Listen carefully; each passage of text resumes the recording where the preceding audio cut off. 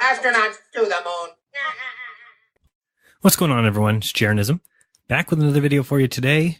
The Impossible Space Station. Yeah, I know, many people wanted to keep this dream of space alive and even fight on the side of the deceivers, but it will only prolong the inevitable, which is the realization that we were all taught a bunch of lies, and we can sit around and cry, or we can get back to reality and make the Earth a better place to live. So stop pretending that we can colonize a red light in the sky, or put a million-pound tin can in orbit, or that we can live on a sphere in the emptiness of space. So we're going to watch some ISS footage here in a bit. That should help you see the truth if you are still on the fence, but as I showed in my last video, there is no 24-hour camera feed on the ISS. And for those who are still dropping links and edited videos or links to Ustream saying, here's your 24/7 video, hope you're happy. Well, my question is, where were you Sunday morning when I had the $1,000 bet on the table and we had no takers? So none at all. I see a lot of people who say, I work for someone, or this is a psyop. It's like a psyop. A psyop is to induce or reinforce behavior that is favorable to the government, or to the U.S. government in this case. Do you really think it fits our government's plans to have people thinking the Earth is flat? Which means our tax money has been wasted. Our education system was a scam. Universities, a scam. The Cold War was a scam. Nukes, a scam.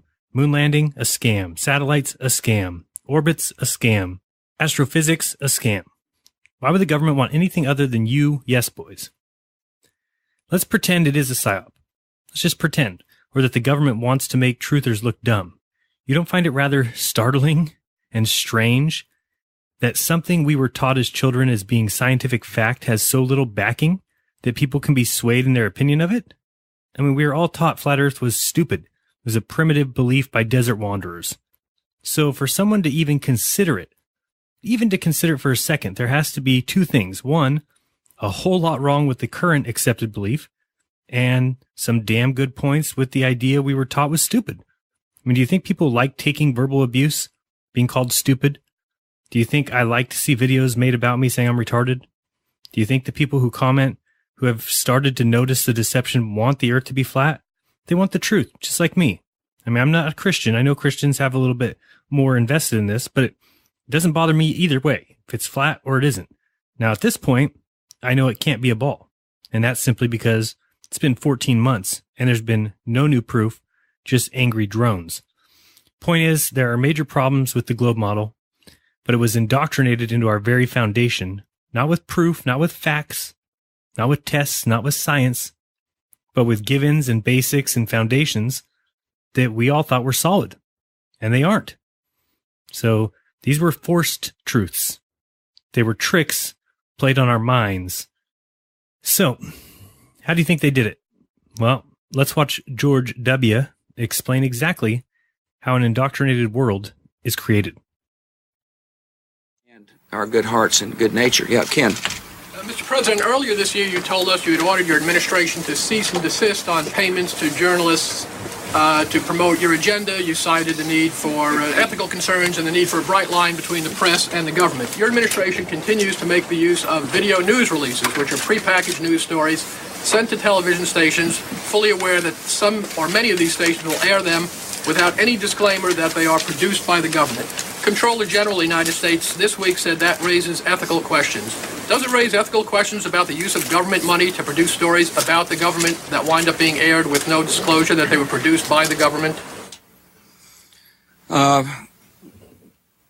There is a Justice Department opinion that says these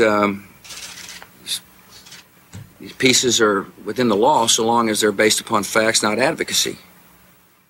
And I expect our agencies to adhere to that ruling, to that Justice Department opinion. This has been a long-standing practice of the federal government to use these types of videos. Agricultural Department, as I understand, has been using these videos for a long period of time. The Defense Department, other departments have been doing so. It's important that they be based upon the guidelines set out by the Justice Department. Now, I think it'd be helpful if local stations then disclose to their viewers if that's, that this was based upon a factual report and they chose to use it. But evidently in some cases that's not the case. So anyway. The administration could guarantee that's happening by including that language in the prepackaged report. Yeah, look, you mean a disclosure? I'm George W. Bush and I... Well, some way to make sure it couldn't air without the disclosure that you believe is so vital. Ken, there's a procedure that we're going to follow, and the local stations ought to, if there's a deep concern about that, ought to tell their viewers what they're watching. Yes, sir. President, So it should be obvious how we were fooled, but since many people don't know where I'm coming from, I'm going to explain it again, and if you've heard this story, you can skip ahead 10 minutes. Otherwise, I just wanted to remind you how I got here, since some people think you must work for the CIA in order to think the Earth is flat. While I ramble, the video will alternate in the background between ISS live feed video, and that will say ISS live in the upper left, and videos that NASA comes out with 2 or 3 days after the fact, and those will say ISS video in the upper left. So all the videos that we see in classrooms and on TV and commercials, on the news, it's all propaganda. So wake up. I'm sorry if you can't see the deception. Doesn't mean it's not there. If you think the only way a person can think the Earth is flat is if they're being paid, you're dead wrong. The evidence I have seen that says the globe is true is shoddy. It's inconclusive, it's hearsay, conjecture, it's math. Its brightest spot is it was taught to me by teachers that I respected. But after that, it's all numbers and none of it meets my reality. The evidence for the flat Earth, on the other hand, meets my senses. It feels right. I don't feel spinning. I don't feel like I'm flying. I don't think you can live and walk on all sides of a sphere. I don't see any curvature. I don't think people can fly to the moon. I don't think the moon is always falling. I don't think orbits are possible. Everything the globe does, the flat Earth can do better and cheaper. The Himawari is a satellite that the Japanese have up, and it's simply cloud cover that they put or superimpose on a ball. It's high-altitude planes like easy. The satellite cost was $280 million plus $100 million to launch. So to me, it looks like an opportunity for some crafty people to steal about $300 million. So as I said, I think it's flat. I'm not being paid, and I work for no one, so get over it. I went to school just like all you. I went to a rather prestigious Jesuit-run high school. I was raised Catholic and was confused in high school because, for some reason, they pushed science real hard. It made no sense to me. I went to a few months of college, did a couple classes, but then I got a girl pregnant, and by the age of 20, I was a single father raising a kid. So that meant I had to go to work. And I worked full-time for 15 years, and the last 10 of those, I was working 70 to 80 hours a week. I was asleep, but I believed what you do. Who would question it? Why would you question it? Then CVS took over for the company I was working for, and everything changed. They didn't care about customers, they didn't care about employees, they wanted monkeys. They had me start training a new store manager, and I found out he was starting at almost half the pay of what I made. At the time, I thought nothing of it. So when I got married, I took a 2-week vacation, and when I came back to a verbal warning for a surprise overnight visit they did while I was on my honeymoon. Whatever, shit happens. 14 years, not one morning, and then I get one on vacation. Oh well, I read the report though, and I saw that it was filled with lies and incorrect data, and I'm not cool with that. So I called the loss prevention lady. They gave it to me, and she said she was tired that night.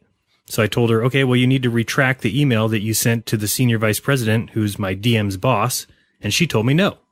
So I said, but your report is false. So I demand a meeting with you and my DM.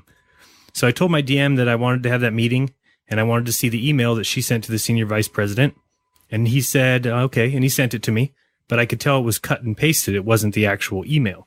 So I said, no, I want to see the actual email. My DM said, and I'll never forget, you don't want to see it. It's a smear campaign. So I was pissed, and when we had our meeting, I was given another warning, a written warning this time. So this written warning was in early December of 2012, and it was for having excess product in my storeroom, but I was the #1 seasonal store in the district, and it was Christmas time. We had still 3 weeks left to sell it, so I said, well, I'm not going to accept that write-up until after Christmas when the inventory had sold. Well, then I was given a final warning for insubordination, and I looked at my DM who just had his head down, and I kind of saw the writing on the wall. I knew exactly what was going on. I had been working there long enough to know when they were getting rid of somebody, and then it made sense. I had been training my replacement. So I put in my 2 weeks notice, left with my 14-year job history as rehirable, And that left me angry and pissed off basically at the world and the corporate world. So my wife and I talked and said, let's try and work from home. And we tried, and ultimately, well, we lost our home, so it wasn't the best idea. But we did try, and between 2012 and 2014, as we built our bookstore, we got to evaluate our beliefs and our lives and everything that we believed in and trusted. And we fought through religion. It was one of the hardest things we ever had to do. And we saw it finally for the BS that it is. And I became an atheist. I started studying and reading up on science so I could debate Christians and religions to show them the truth. And in no time at all, we saw what science was. It's just another religion. If you can't use your brain anymore, I'm sorry, I could. Evolution is a travesty. People who believe in science simply believe in science.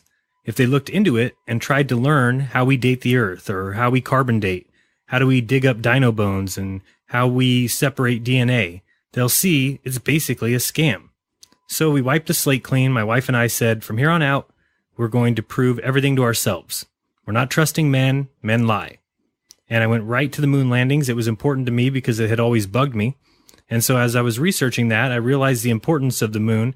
At the same time, my wife asked me, do you think that the Earth could be flat? And I wigged out. I said, what the hell are you talking about? No, shut up. Don't be stupid. How would the planes go around the Earth?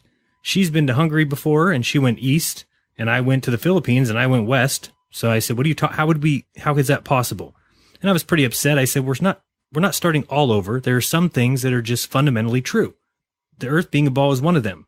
They've known this for thousands of years. This was the end of 2014, and as I searched the moon landing stuff, I came across Eric Dubé's site, and for the first time ever, I saw the azimuthal equidistant map, and a light bulb went pop. Oh shit, planes can go around a flat Earth. So from then through January, my wife and I looked deep into the idea of the Earth possibly being flat, and it all fell into place. I came to be a flat earther. It all made sense. Why science is a religion, and how it caused control, how school was indoctrination, how the most gigantic of all conspiracies explained all conspiracies. And my wife said, you have to make a video. And I said, I can't. People would just laugh. People aren't ready for it. So for a month or so, I started the Jeranism Tumblr, and was just posting anti-NASA stuff and kind of minding my own business, checking YouTube occasionally to see if anybody else was making videos. Sure enough, come February, Mark Sargent made his clues video, and I saw the way he presented it was a way I felt I could be comfortable presenting it.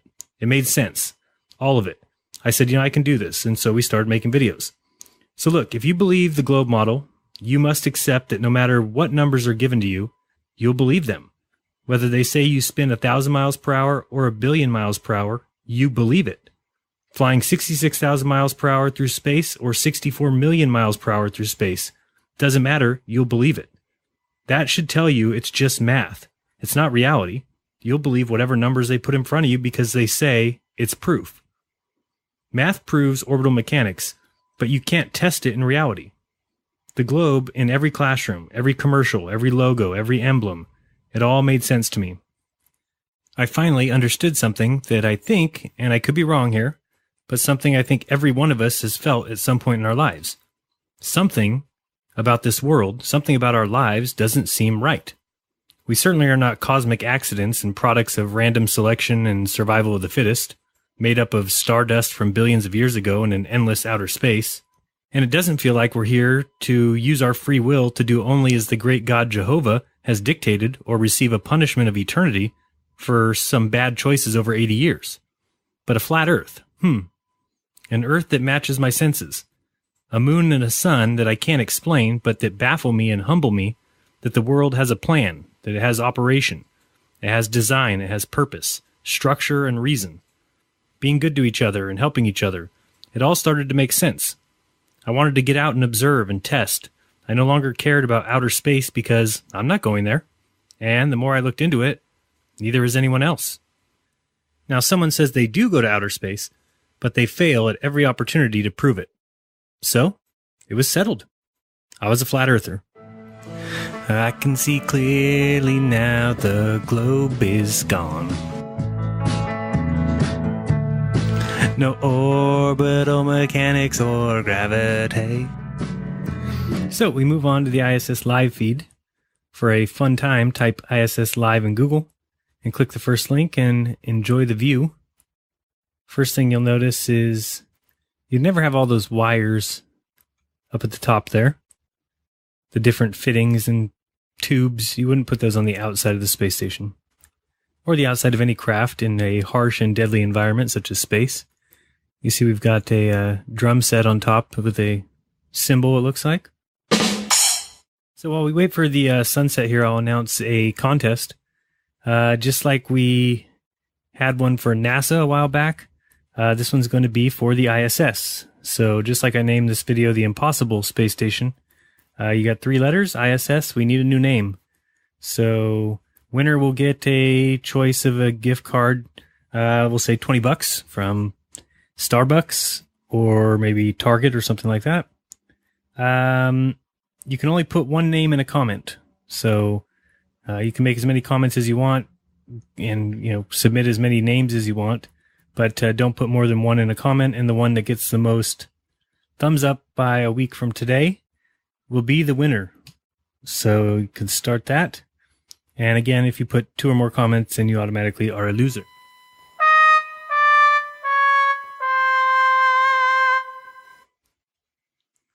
And so you'll notice right underneath that drink umbrella, or whatever's up there, there's like a square, kind of a see-through square, so keep an eye on that.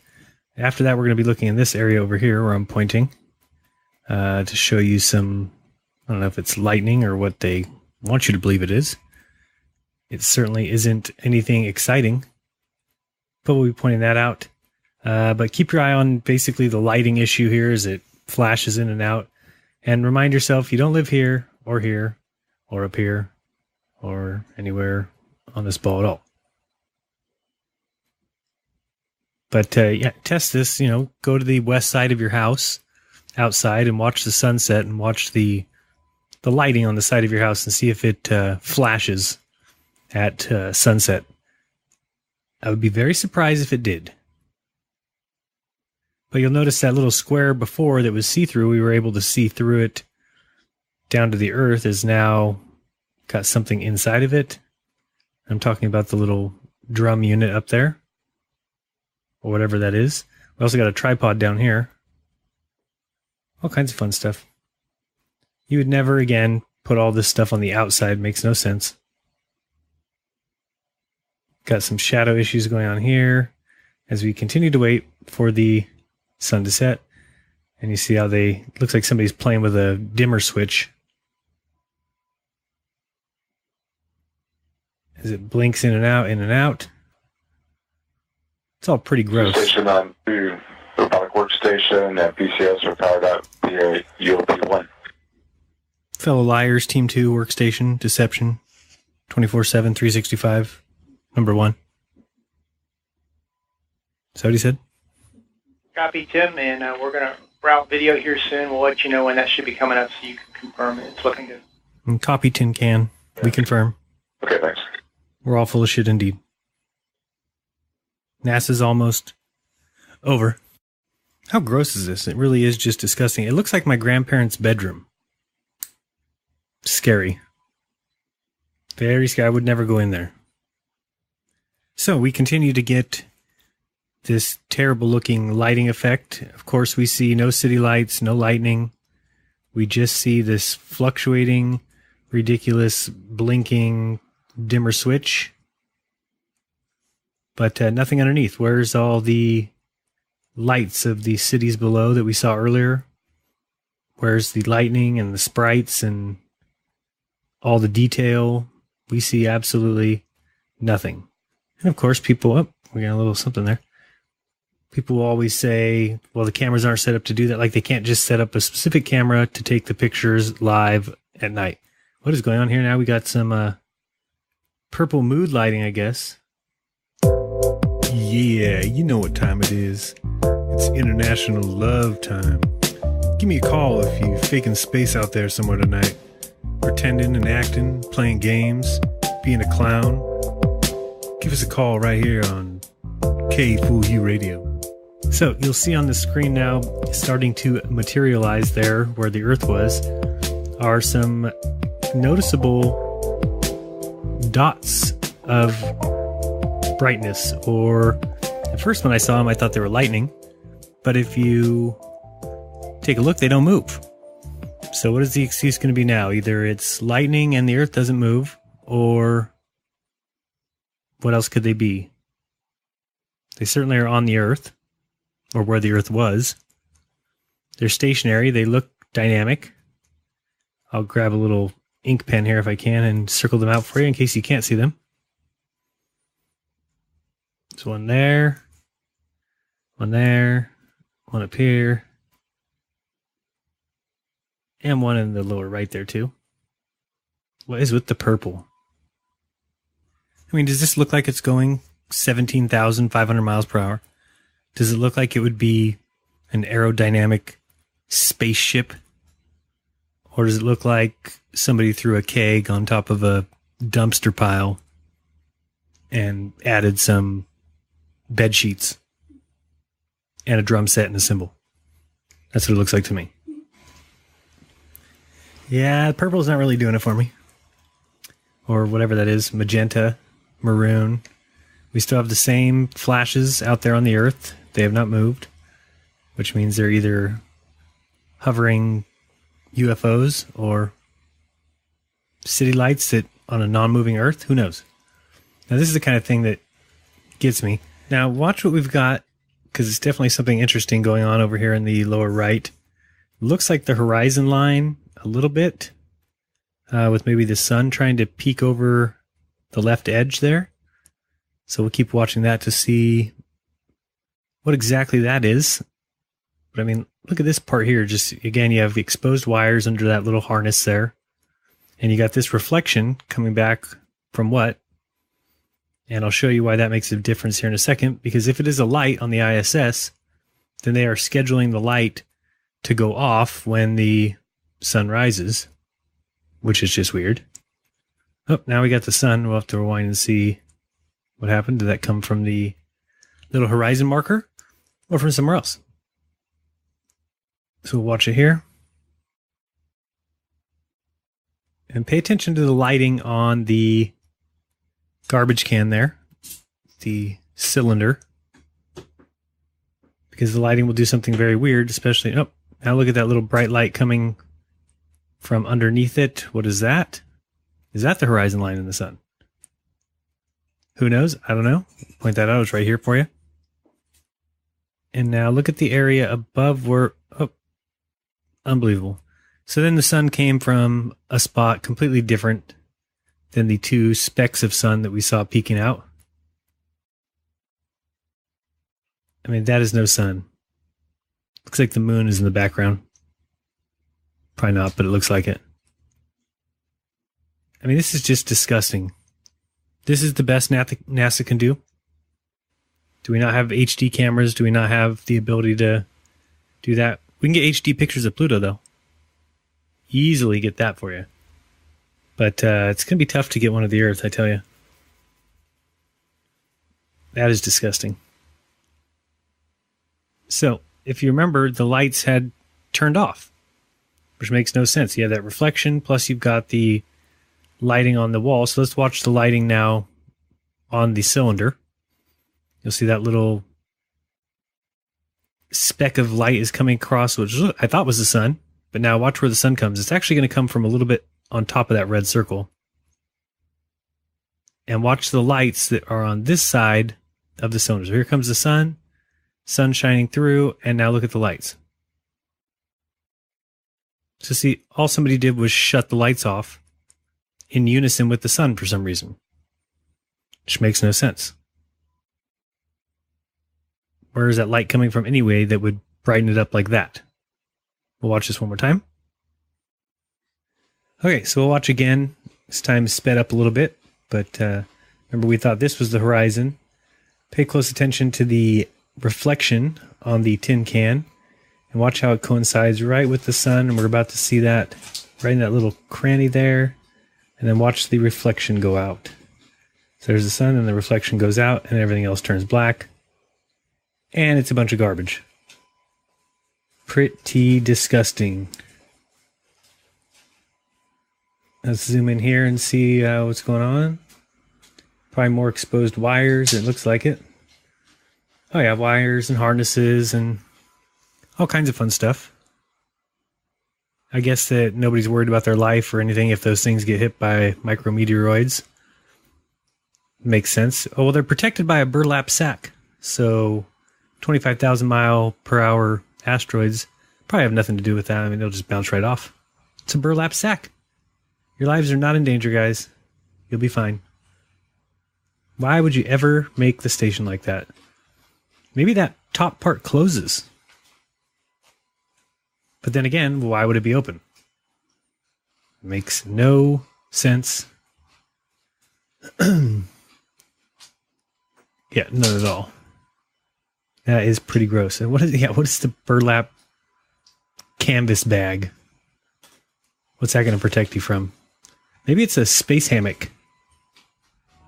Yeah, that's what it is. It's a hammock.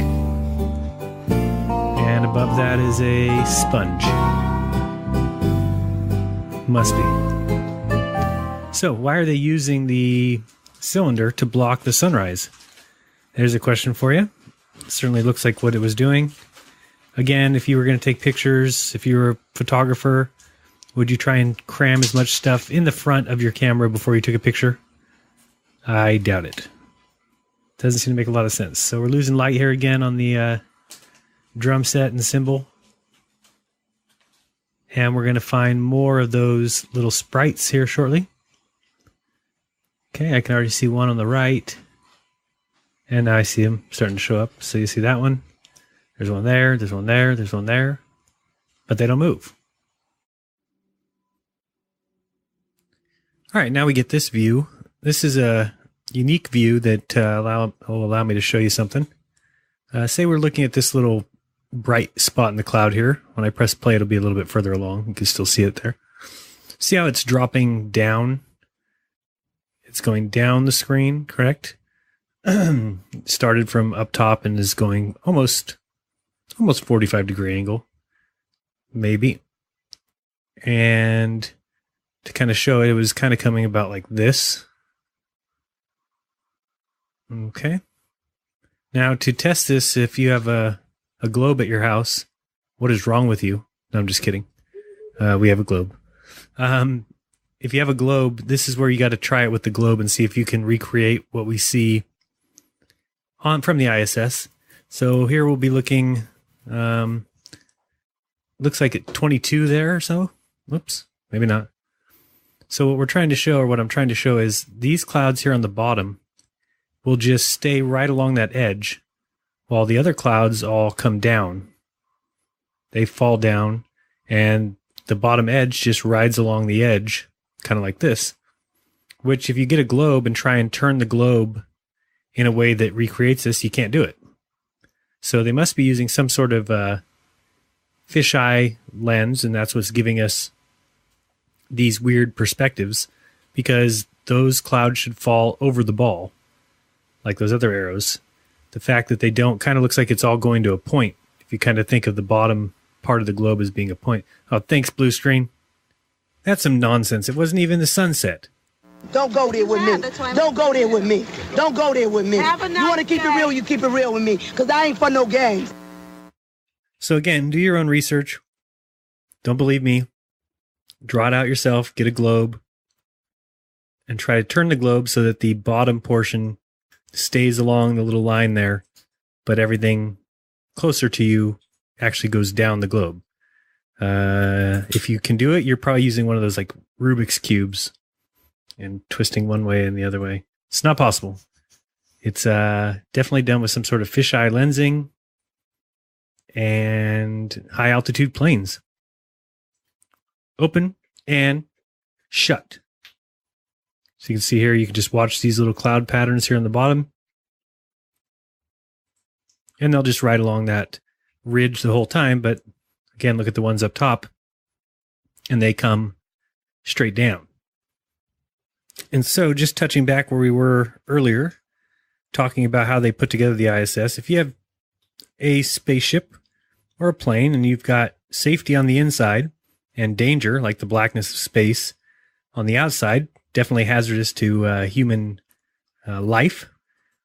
you would not build the space station the way they did. You would build everything inside so that you could remain safe. You could go throughout the plane and install things from the inside of the plane. If something went wrong, you would be fixing it from the inside. But that's not quite how they do it on the ISS. They want to build everything on the outside. So they'll put their apparatuses sticking out every different direction.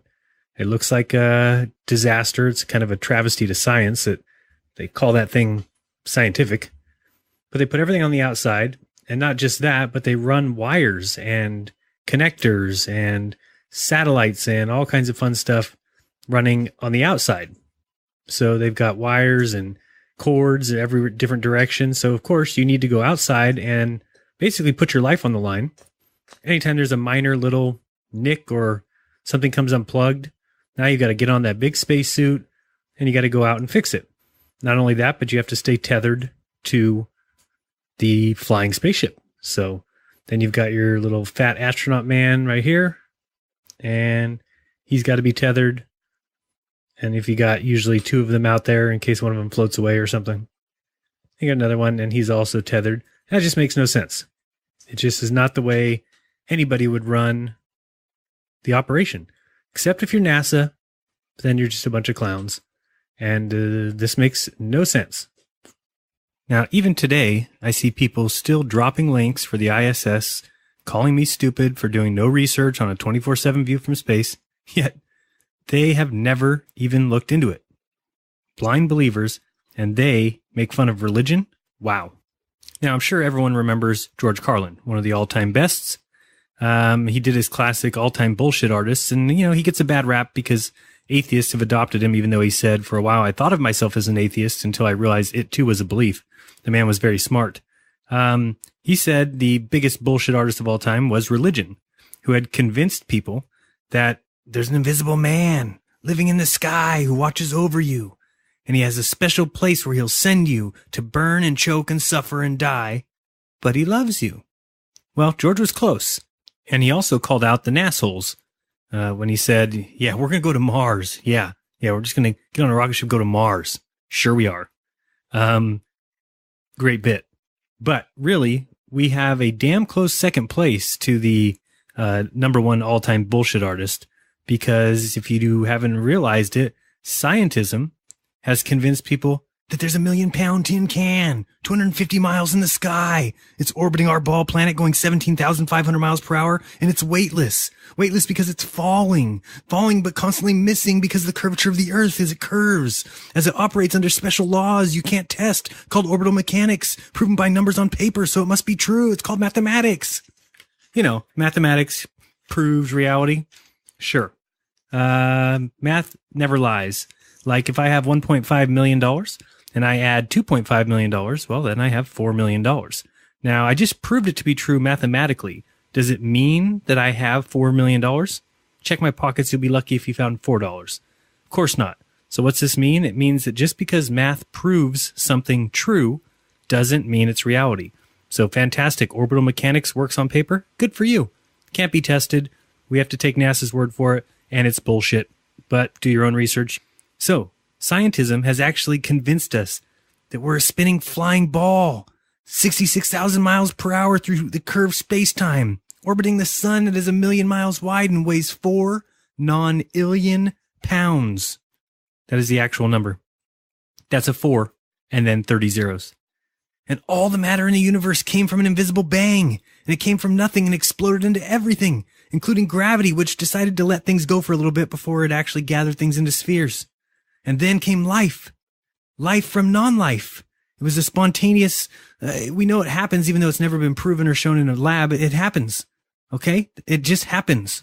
So then started the bacteria and the sea anemones as they grew and thrived until the first multi-celled organisms came around 800 million years ago. But then these sea anemones joined societies. They got together and eventually they became a worm, which also led to starfish and even real fish. And then the fish grew legs and they went up on land and became lizards. And then those lizards became terrible lizards. And then they went extinct. And lucky for us, the badgers, they remained. And then they grew bigger. And some went off and became bears. But others went off and started to think for themselves and shared bananas and swung from trees. Then they thought, I still want to be better. And so they started walking upright and then they started wearing clothes and carrying a club, and then they wore a suit, and then they built a lunar lander, and then they went and landed on the moon and telecast it live on TV for everyone to see. Evolution. Even the monkey knows horseshit when he hears it. So, enter the contest. ISS, what do you think? Instantly seems so fake? I guess that's cheating. Today's video was meant to show that I'm a regular guy who thinks the Earth is flat. What are you all bent out of shape for? If I'm wrong, science will prove it. As soon as it has a second to step away from indoctrinating today's youth, maybe they can measure the non-existent curvature, or show that the Earth spins, or that it orbits the sun. I'm sure it just forgot those minor little details. Do your own research, go watch ISS live. If you think you live on that conveyor belt ball thing, enjoy that. I'll be over here, stationary, not spinning, not flying through space, not orbiting one star out of 100 trillion.